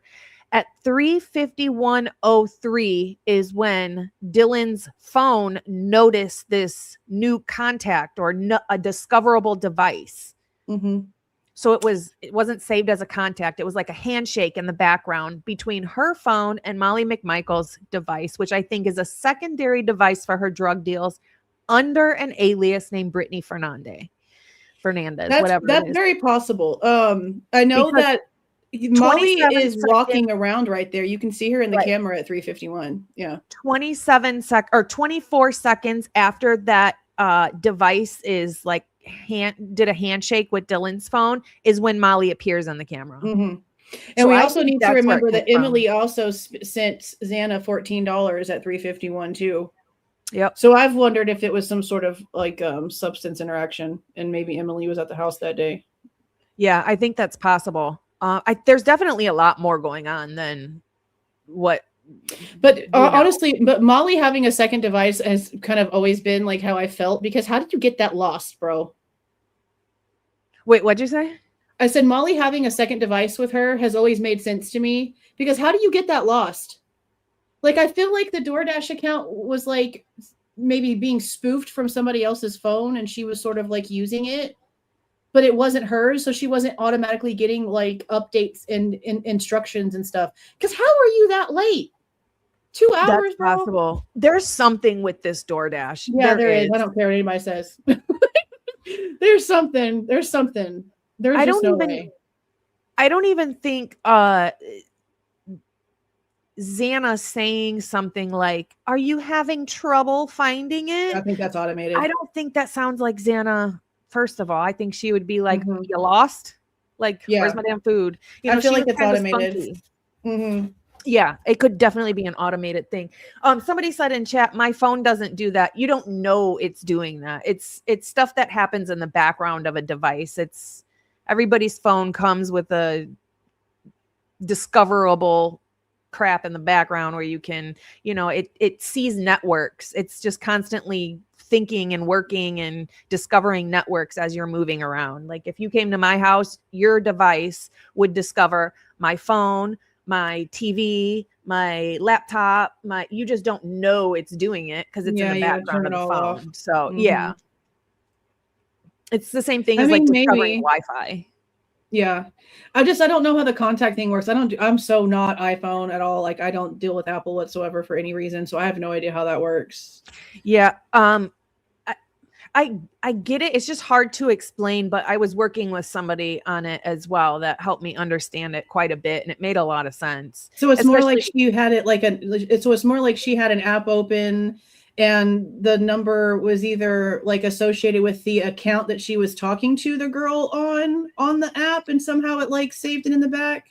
It could be that, or it could just be as simple as I don't know. Like, have you ever gone to like McDonald's and looked for their internet on your phone, and 30 other internet things will pop up? Yeah, like random things. Yeah. Yeah. So those are like devices that are close to you, and might be iPads or other phones or anything that are near you. And those are the devices it's discovering. It's the same thing. But I think it was discovering Molly's second device that she was working off of, which is under an alias. Yeah. Fernande. Brittany Fernande. Possible. I found a Brittany Fernandez online that lived in the area, and I messaged her on Facebook and asked her if she knew Dylan, and she said no. I found a Brittany Fernandez from Boise, Idaho. That's an OF girl. She's a what? An OF girl. She has it right there on her Facebook page. Oh, really? It has the Z missing in her name and everything. Because I thought at first maybe it was a mistake and it could have been Fernandez. Yeah, Fernande apparently belongs to people because there's a girl from Boise. Yeah, that's interesting. I found her. She's on Facebook. She's got like emo look. She's got like piercings, black and white hair, like actual like black and white hair. Yeah. Huh. She's an OF chick. Interesting. And actually, if you go to, I can't remember which one it was. It was like earlier today. I think I was looking up. Whose freaking profile was I looking up earlier today? Oh, Gideon's, because I was given his last name. Oh, and he has like not very many people on Facebook, but he does have like a Fernandez person on there, but their friends are private. So I was going to see, do you have a Brittany or somebody on there? So, I mean, I still don't know. Like it could be a misspelling or it could actually be the name because they're both common. And, so we don't know what the hell she was doing. Who knows? Yeah. But if it's like the way that you're saying, then it probably would have like copied incorrectly. So I would assume it's right. I don't know. I just know that there's really an issue with this DoorDash. And if Molly's like, oh, I got a bunch, I had other messages from people that were like, oh, are you, coming or whatever, but you didn't see Xana's while you're having your phone in your face. Yeah, but she also told Payne that she didn't get anything from anyone. Like if you go back and listen to her interview, she tells Payne, like he asks her, did you hear from anyone like during this order? And she says no. But now we see the like receipt showing that she did get some sort of notification from the customer's account. But I still feel like it's automated. Like I had a situation happen with the DoorDash that was like kind of like the opposite of this though. I got an automated message on my phone as like the person getting the food saying that the dasher was having trouble finding my place. I should give him a call. And it gave me like the DoorDash number that connects to the phones because it's always like a fake number that they give you. They're not going to give you the Dasher's actual number. Right. So when I called him, I was like, DoorDash just sent me a message saying that you were lost. Like, do I need to come outside? Like, are you in the area? Like, what's going on? He's like, no, ma'am. He's like, I literally just pulled into the neighborhood. I'm pulling into your driveway right now. Like, everything's fine. I'm no. So to me, I'm like, okay, there must have been some sort of like GPS issue. And it must have thought that he was like lingering around in the neighborhood and couldn't find the place. So that's whenever we saw this, I was like, well, I've gotten a weird automated message telling me I needed to contact the driver because they couldn't find the place. It was not real. Apparently the guy was fine. But to me, like this is an automated message. The phones know that Molly is hanging around in the area for 15 minutes, not doing a damn thing, not marking anything as delivered. It would make sense that she would get some sort of push notification, but I don't know why it says it comes from the customer's account because that's definitely automated. And I've tried to get answers from DoorDash because like we DoorDash every Friday, fast food Fridays, and there's usually a problem. So I always end up having to get on the little customer service chat. But I've probably tried like 3 or 4 times to get some sort of information about automated messages, and they don't have a clue. They can't answer anything. And I don't know how to get a hold of a human to ask the question because DoorDash is so automated these days. Yeah, like I mean, I know that they do, but like what I really wanted from them was like, what are your little scripts? Like, is this verbatim one of your little scripts that you send out? Because regardless of where in the world you're getting the DoorDash from, the program's going to be all the same. So if we could get a list of all their little prompts that they randomly sent out, I bet you anything verbatim, that's one of them. That's interesting. I'm going to try and call DoorDash tomorrow and see if I can get anywhere with anybody. Mm-hmm. I'm also going to call around the area of 1122, and I'm going to pretend like, well, hopefully nobody from over there is watching, but I'm going to pretend like I'm looking for apartments and that for like my daughter or something. And then I'm going to say, oh, well, my son went there back in whatever, and they didn't have very many security cameras back there, blah, blah, blah, and see if I can get any pull of information on security cameras and where they were. Yeah, because see, when the reports came out about the DoorDasher, Payne says a weird thing about basically like what he's describing is viewing on camera Molly's SUV pulling into the front parking area of 1122, and seeing the white SP1 pulling in behind her car. And I'm like, bro, that's a different camera angle. Why are you describing that? That's literally like you're looking at the car pulling into the front of the house. We don't have that. So I fought with them about that like several times, and they just kept telling me no, that it doesn't exist, that the only thing that they had was 1112. But that just can't be accurate, because I know damn well that majority of us remember there being another camera. Then we had the chick that lived at 1119 talk about how they all had cameras. Well, where are they? If you're going to be out here running your mouth, where are the cameras? Because there's no way this is the only damn camera. And I know that those people are in apartments, but you're telling me that out of like all of those people, none of them bought a little bitty freaking stick-up Ring cam or a little Walmart camera? Come on. In big old 2022? Yeah. Come on. No, there's no way. Yep. There's no way. I definitely think that there's, people, even those little square like things you put in your window, the square little camera. Mm-hmm. Yeah. Yep. People have those, and it was still 2022. It's not like that long ago. People have those everywhere. Yeah. Especially, we know that in that area, people were going around breaking into cars around that exact same time. So it would not surprise me that people went out and maybe bought a couple cameras in the area. Yeah, they're cheap. Who was breaking in their cars? Yeah, they're like $20. Yeah, you can get literally a $20 little camera at Walmart. Yep. Thank you, cat lover. Hey, cat lover. That's sweet. Yeah. I just don't believe that. I know damn well. Like, even on Walenta, there's no way that you're going to try to tell me that there's no cameras on the other houses on Walenta that can see like that way. There's just no way. Well, didn't the Moyes have camera? And that's If I'm pretty sure they did. If they did, I haven't seen anything from theirs. No, I FOIA'd it and they told me it was so long ago. I don't remember if it was denied or they told me they didn't exist. I'll have to go back and look, but well, I know that the FOIA or the Moyes had cameras or like a you've Ring seen camera. it? Can you see it? I think I don't remember where I heard it from. I think one of them mentions a camera or in an interview or something like that. I heard it somewhere. I'll have to go back and listen. I mean, I don't know why they wouldn't. Like, why wouldn't you? You're in a college area, all those people everywhere. Like, why wouldn't you have a camera? Like, that's crazy. I think when you do like Google Earth and stuff, it shows one on their house, if I'm not mistaken. Oh yeah, because everything else is like blurred out. I haven't checked Google Earth. I probably should though, because I have my house blurred too. So I'd like to know if like my Google blurring goes over to Google Earth, and if I'm blurred on Google Earth, I probably should check that. I'll probably do that today.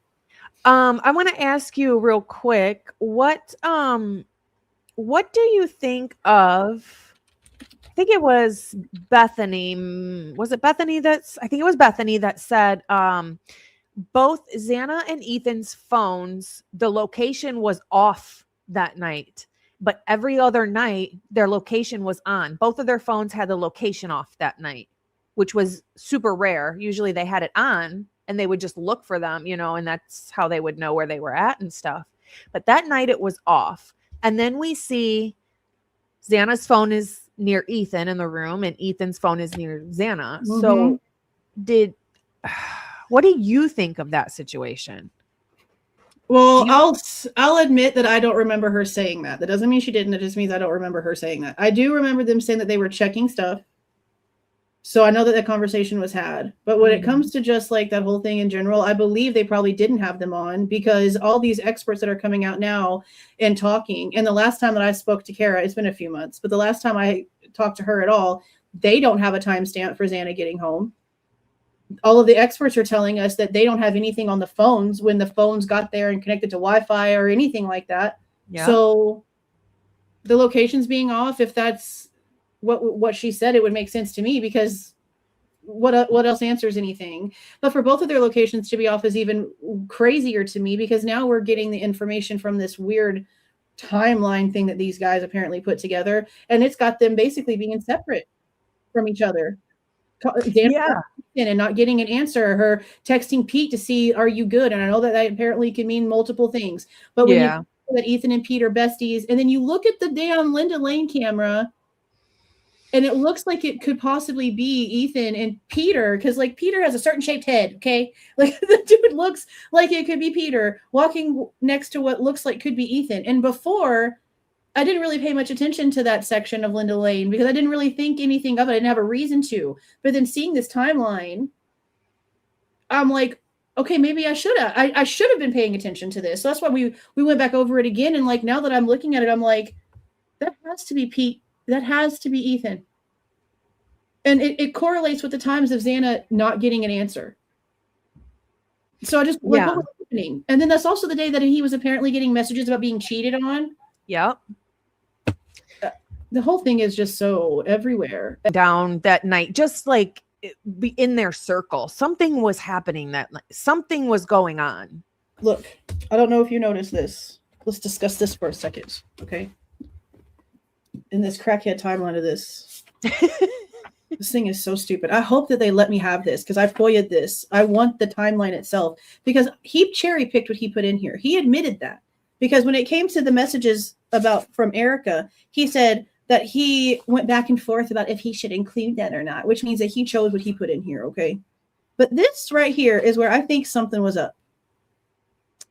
At 21:39, and this is considered work product on the timeline. Okay. So in the book, this is page, oh my God, I just ripped it. Holy shit. Sorry to the winner of this book that's going to win it later. I ripped the page, but you'll be okay.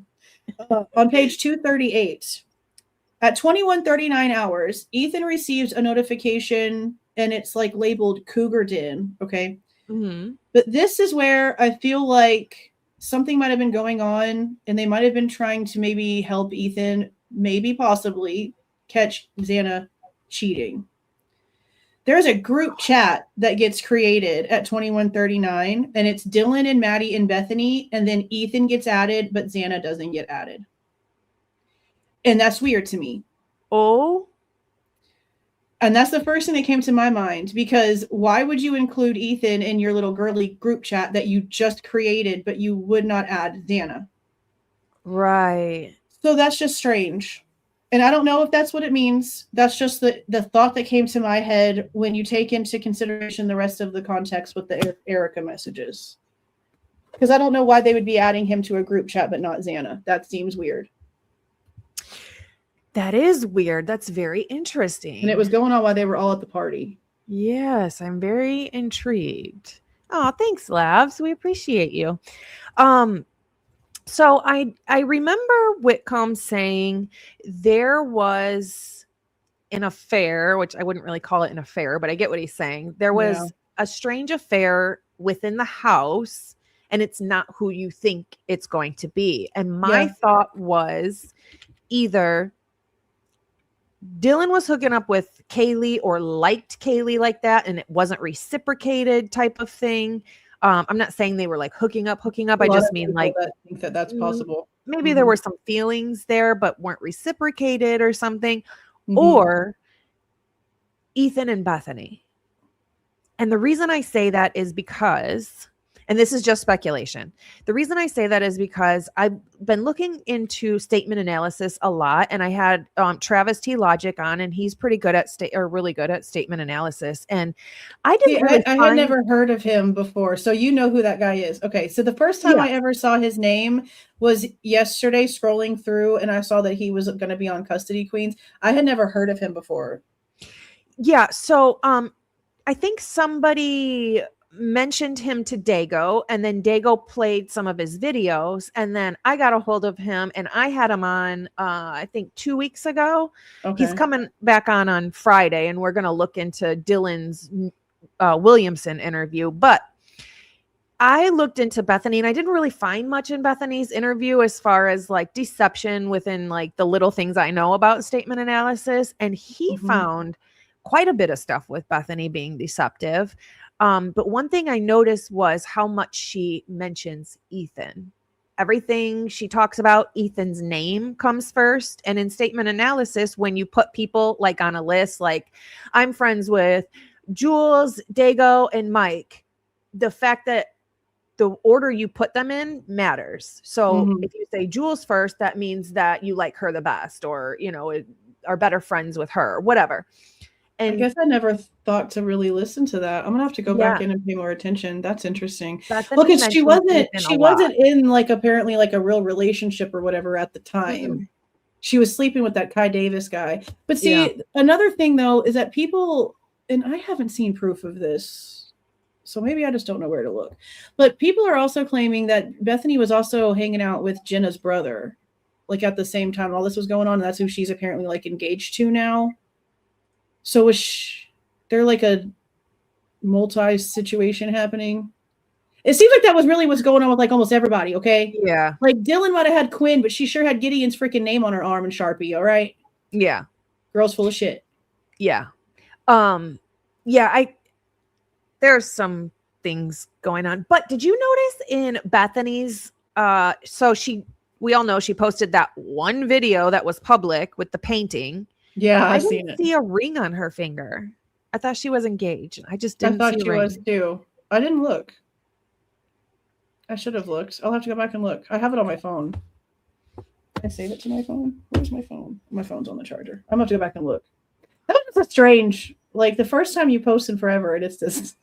Yeah. And now everyone's like, you know, I did it too. Like looking for places that look similar. Like, is that where evidence is buried? And yeah. Because it's just crazy. Strange. Yeah. She's literally done nothing the whole time. Like even for the grand jury, which I didn't know this until we got this little piece of transcript. Like she was even allowed to zoom in for the grand jury. They've never made that girl do a damn thing. Nope. Wild. Just makes you wonder what she's so scared of to come back. what's the damn exculpatory evidence? Because wouldn't Yeah. that be what would be enough for you to be too scared to cross state lines? I mean, what could it possibly True. be? And I'm hoping I want those documents. Like, what is that? 2023, late 2023, early 2020? I don't even know. Forever ago. I want those to be unsealed. I want to know what the hell Butanti wrote in his report. Yeah. Because it had to be something. Yep. It had to be enough to matter, and for them to, you know, especially the defense, to want to keep saying, you got to be here. We need you here. You know, you, whatever, like there has to be something of importance. Okay. So what do you think of the bloody bracelet and all the crap in the spare room then? I can't think anything because we don't have what they're trying to tell us happened. Like, we don't have where it was on the floor. We can't say that it's blood. I don't know of any of the reports that say that they tested it. I haven't looked, but no one has commented, hey, I found the report that says they tested the bracelet and it was positive for blood.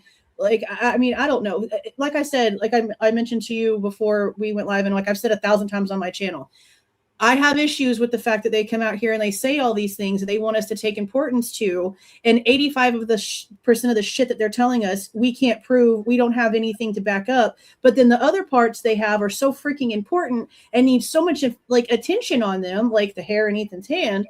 But no one is taking it as seriously as they should, because they're also coming out here and saying all kinds of stuff that we don't have any proof for, no receipts for, and that's an issue.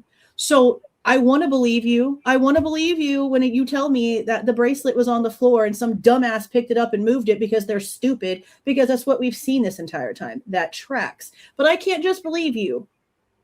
And I don't see it on any of the body cam where somebody like walked in and like bent down or anything like that either. So I don't know where did he get where it was on the floor? Because Nunes doesn't go in there and bend down, like even with like redactions in boxes, like there's none of that. So I don't know where he even got that info. Yeah, I don't either. And I don't understand like this whole secrecy with it. The case is over. You know, they do interviews like, I want to say something, but I just can't. The case is over. Say it. Like, come on. We're all trying to do that because they it's just like on cable TV, that little like cliffhanger stupidity. They want the attention. They want you to keep coming back for more and more and more. Just spill it and get it out. Like, if you're really here because this is your job and you have a passion for it, then quit the games. Yeah. Just come forward and just be honest. I don't get it either. I don't either. It's annoying. I hate it. All right. Do you have anything else you want to chit chat about? Oh, I wanted to look at the left shoulder wounds. Oh, I wanted to see your diagrams on those, but I think that was going to be it after that. Let me see. Torso wounds, Kaylee, Maddie's. I have to re-put in there because when I pull it up, it doesn't show up. So okay. Actually, I might have it on another area. I think I have it somewhere else that I can pull it up. Yeah, I just know that like I really wanted to listen to them when they sat there and they told us that the girls had matching wounds under the neck and on the shoulder, because that's like important. If you're trying to tell us that there's some matching things, that's a signature, that's a statement. I want to believe you. That's crazy.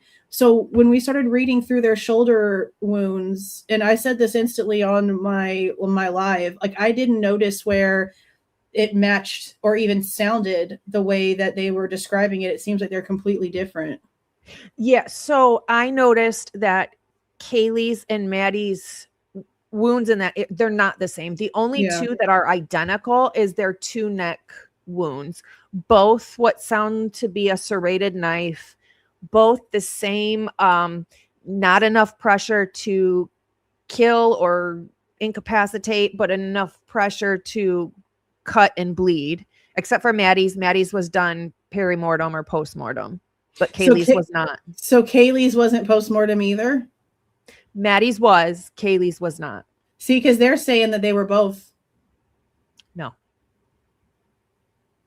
And see, it didn't really make a lot of sense to me why Chris Whitcomb was trying to come out and also wanted to say that it was the reason for all the pulling on her lap at the same time. But Chris Whitcomb also said in one of his interviews, I want to say that it was the one he did on Birdie's channel, It might have been Birdie's or Lana's, one of the two. I just feel like it was with somebody who only had one person with them. So it was one of those two. But he said something about how in his like weapon experience or whatever the frick he's done with his life, that he felt like the wounds to the neck were done from behind. And I'm like, so you want me to believe that the person got on the bed behind them, had them both sit up and did that? Like, that's wild to me. Yeah, no, I don't think they were from behind. I don't think so either. When he said that, I was like, I think like you're out of here. I don't believe you at all. Yeah, that was wild to me. Yeah, I don't read it like that. I don't have the list of the wounds in front of me, so I'm just gonna kind of scroll through them. I'm not sure if it's this one of Kaylee. These are Kaylee. Oh, these. Okay, yeah. See, okay, so yeah, on the left shoulder right there. Okay. Yeah, because they said is that Kaylee's? Yeah, it said that hers was more like, like horizontal and more up on the actual like shoulder, because the wound was so deep that you could see like the cartilage of the shoulder socket. Yes. And then the one on Maddie, I think it was more like down here, like on the upper like breast area, like not anywhere like on the shoulder. Is how I remember it. Yes. So that might be the one on Maddie where it I'll have to look. There's so many of them. This on Kaylee is 2 inches deep. So yeah, you can see. And this wound travels from front to back, but like down to up. So the knife would have to be held weird. Like there was one I think on was it Xana's back? Yeah, see, it shows the cartilage right here in this side. Yeah. I think there was one similar to that. I want to say Xana's back. It might have been, it might not have been, but I feel like it was a back wound. Yeah, like on the shoulder, like on the back, because it said it was like back to front. And I'm like, so the blade would have had to have been like this? Yes. Like that's a strange. Some of these are strange angles, and like I try and picture the way it would have to be done and how the knife would have to be held, and it's odd. Let me click on Maddie's real quick and see if I do have that one in here. I know I have one of hers that doesn't show up. And then we have the left to right and the rights to left. Like there's like so many differences here. It's crazy to me that the state just thinks that people weren't going to go through stuff. See, like these to Maddie's face. Let me zoom in a little bit. These, and Kaylee has them too. It's on a different screen. It's on Canva. Sorry. Let me still on like 9 through 11. Sorry, I don't know why it does that. I wish it would just follow what I click on. That's what I said. I said, we're in 2026. It doesn't just, it can just go where I'm going. Like, come on. These are, oof. This is Maddie's. I mean, they're strange. Whoever is doing this to their faces is purposefully not putting enough pressure on and all of these bled, so they're not post-mortem. I mean, the neck wounds didn't, or for Maddie. Yeah, she has an A, and Xana has an A on her head, on her forehead. And doesn't Kaylee have like a J, some sort of J shape? Yeah, Kaylee has a J-shaped wound, but it's pretty deep. So I would think that she was either moving or it was a blunt force type of. To me, it looked like maybe the butt of a gun or something, but it was fairly deep too. So, and these are Maddie's that bruised, so she was alive. Yeah. This one went all the way through her mouth and cut her tongue through her cheek. Just awful. These are her neck wounds. They're identical. That one right there, yeah. So see, so hers, so deep. Yes. Yeah, because I remember they said wasn't her breastplate cracked. Her sternum was cracked. That's so much freaking force. So much but then blood. You think of the force it takes to put a knife in Ethan's head. This person had like just damn. So right here I have number 2 missing. Okay, but see right there. Go back up. See, that one is on the left, right above like the breast, and on Kaylee's, it's more like on the shoulder. So I don't know why they came out acting like these were two parallel vertical lines like right on the shoulder. Like that's just so strange to come out with such a very specific description of something that doesn't even exist. That's so crazy. Yeah. She has like her upper arm. Maddie's defensive wounds. These are strange to me. I mean, I know they could be defensive wounds, but I would think a defensive wound would be quite a bit deeper, because if somebody's coming at you and you're putting up your hands, these are only like little teeny tiny deep. I mean, they just barely go through the surface of the skin. Yeah, that's what I like, what I meant. There's so many of these just like tiny. Yeah. Very odd. Very odd. But I'm guessing this is where Olivia said something about how they seemed experimental, because that's like the word that she kept saying. And I guess it's because, I mean, what are you doing?